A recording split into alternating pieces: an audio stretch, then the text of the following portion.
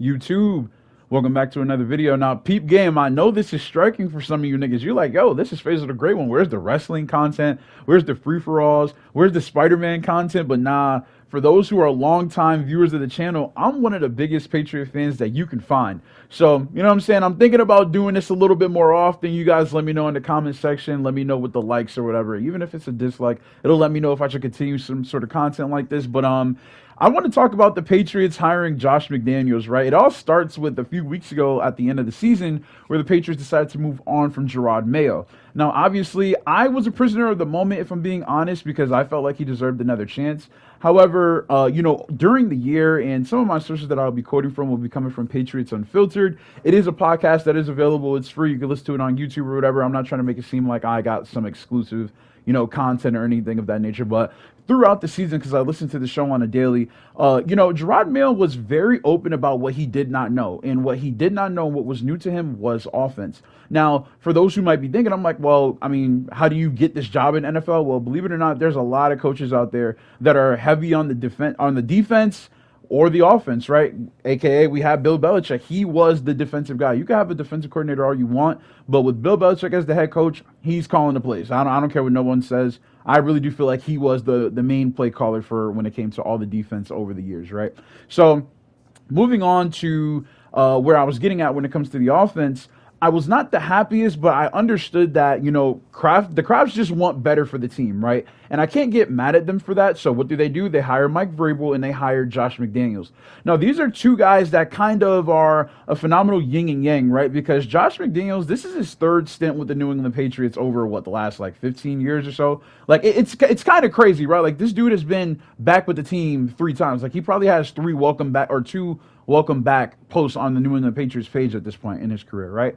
And then you have Mike Vrabel, who he's more so on the experience end. We don't have to go through so many growing pains. And I think the best thing about this staff that we have right now is that they raise the floor, right? Now, you might be wondering, well, wouldn't you want to raise the ceiling? Well, the ceiling is fairly high on both sides of the team with the 2 main players, or the main attractions, as you might say, which is Christian Gonzalez and Drake May. They've had phenomenal seasons for what they were given, right? Now, obviously, Gonzalez, he's scaring me because he does get injured pretty quick.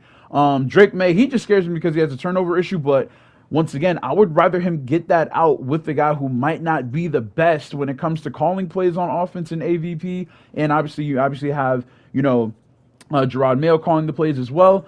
But when he gets a sturdy staff on offense, I think that's where the floor gets raised. Look at the Washington Commanders, man. Like, they were able to do that in 1 year. Now, obviously, we don't know if the Commanders are going to go to the Super Bowl necessarily, but for a team that had a year where they essentially did a 360 because they aced the draft, that is where New England needs to be heading, right? So you look at Josh McDaniels and you might be wondering, okay, well, what do they bring? I was one of the guys that was not so happy with his last play calling when it came to Mac Jones. But if you look at Mac Jones right now, it kind of shows how good the play calling was when it came to Josh McDaniels.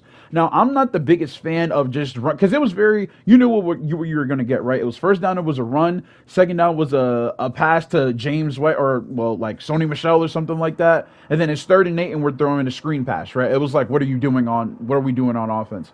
However, with the personnel that we had then, not that the team is so much better now, but in my opinion, I do feel as though that you have pieces that are going to be there for at least 1 more year, right?